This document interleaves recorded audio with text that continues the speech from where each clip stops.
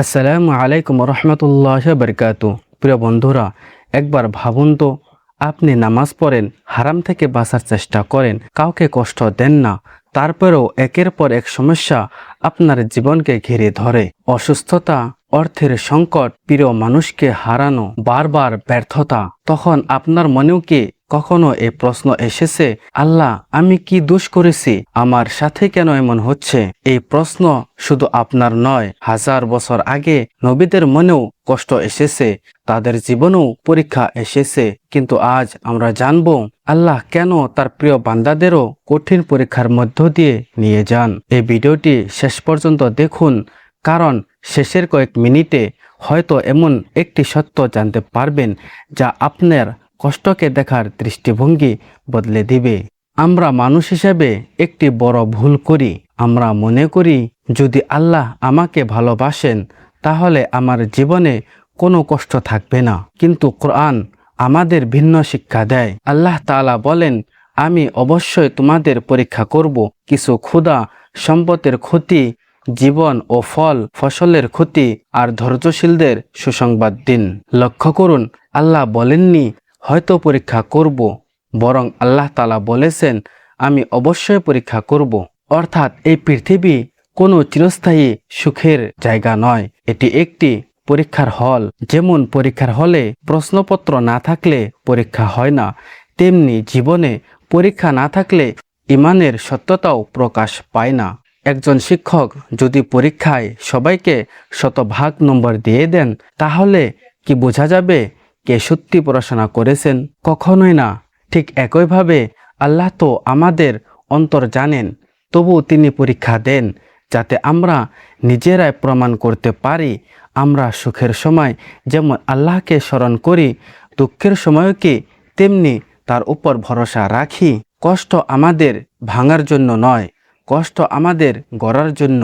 অনেক সময় যে মানুষটি সবচেয়ে বেশি কাঁদে, আল্লাহ তার জন্যই সবচেয়ে বড় প্রতিদান জমা করে রাখেন। আর যদি আপনার জীবনেও ঝড় বয়ে যায়, তাহলে মনে রাখবেন হয়তো আল্লাহ আপনাকে শাস্তি দিচ্ছেন না, হয়তো তিনি আপনাকে আরও কাছে টেনে নিচ্ছেন, হয়তো তিনি আপনার গুনাহ মাফ করছেন, হয়তো তিনি এমন একটি জান্নাতের জন্য আপনাকে প্রস্তুত করছেন যেখানে কোনো কষ্ট থাকবে না। কিন্তু প্রশ্ন হলো, আমরা কি ধৈর্য ধরতে পারবো, নাকি পরীক্ষার মাঝপথে আল্লাহর প্রতি আশা হারিয়ে ফেলবো? তো চলুন প্রিয় বন্ধুরা, এখন আমরা জানি আল্লাহ তাআলা প্রিয় বান্দাদেরকে কেন বা কষ্ট দেন। যদি কষ্ট পাওয়া মানেই আল্লাহর অপছন্দের মানুষ হওয়া হতো, তাহলে পৃথিবীর সবচেয়ে বেশি কষ্ট কারা পেয়েছেন জানেন? আল্লাহর সবচেয়ে প্রিয় বান্দারা, নবীগণ। একবার সাহাবীরা রাসূলুল্লাহ সাল্লাল্লাহু আলাইহি সাল্লামকে জিজ্ঞাসা করলেন, সবচেয়ে বেশি পরীক্ষার সম্মুখীন হন কারা? তিনি বললেন, নবীগণ, তারপর যারা তাদের মতো নেককার তারা। তিরমিজি শরীফ। একবার ভাবুন তো, হযরত আইয়ুব আলাইহিস সালাম বছরের পর বছর কঠিন অসুস্থতায় ছিলেন, ধন সম্পদ চলে গেল, সন্তানদের হারালেন, শরীর ভেঙে পড়ল, তবুও তার মুখের অভিযোগ ছিল না। তিনি শুধু আল্লাহর কাছে বললেন, হে আমার রব, আমি কষ্টে আক্রান্ত হয়েছি আর আপনি সর্বশ্রেষ্ঠ দয়ালু। আল্লাহ তাআলা তার ধৈর্যের প্রতিদান দিলেন, অসুস্থতা দূর করলেন, সম্পদ ফিরিয়ে দিলেন, সম্মান ফিরিয়ে দিলেন। এরপর একবার ভাবুন তো, হযরত ইউসুফ আলাইহিস সালামের কথা, নিজের ভাইদের ষড়যন্ত্র, কূপে ফেলে দেওয়া, দাস হিসাবে বিক্রি করা, মিথ্যা অভিযোগ, কারাগারের অন্ধকার, সবকিছু সহ্য করার পর একদিন সেই কারাগার থেকেই তিনি মিশরের ক্ষমতাবান ব্যক্তি হলেন। যদি তিনি মাঝপথে আল্লাহর উপরে ভরসা হারিয়ে ফেলতেন, তাহলে কি এই সম্মান পেতেন?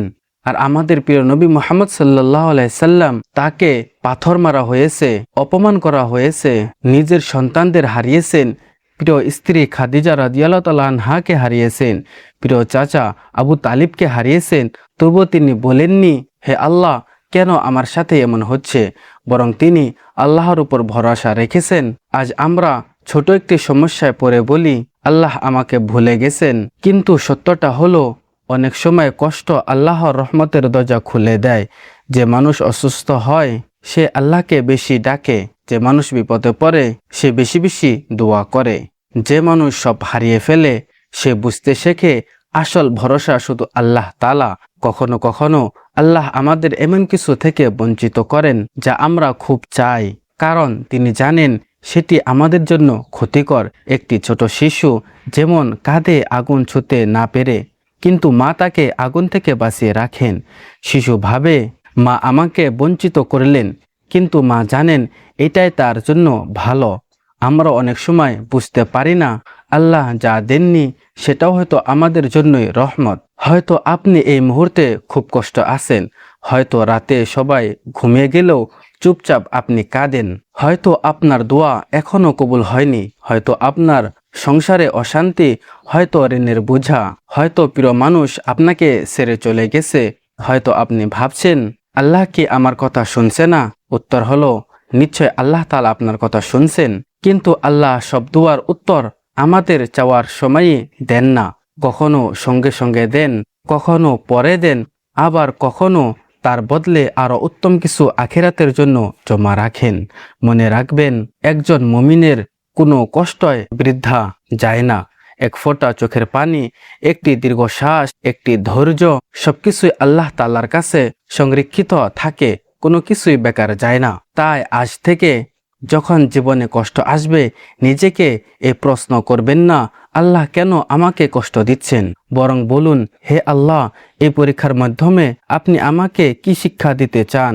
হয়তো এই পরীক্ষায় আপনাকে গুনাহ থেকে ফিরিয়ে আনবে, হয়তো এই পরীক্ষায় আপনার মর্যাদা বাড়াবে, হয়তো এই পরীক্ষার কারণে কিয়ামতের দিন আল্লাহ আপনাকে এমন প্রতিদান দিবেন যা দেখে আপনি বলবেন হায়, যদি দুনিয়ার জীবনেও আরো বেশি ধৈর্য ধরতাম। তাই আল্লাহর রহমত থেকে কখনো নিরাশ হবেন না, কারণ সবচেয়ে অন্ধকার রাতের পরেই সূর্য ওঠে। সবচেয়ে কঠিন পরীক্ষার পরে আসে আল্লাহর সাহায্য।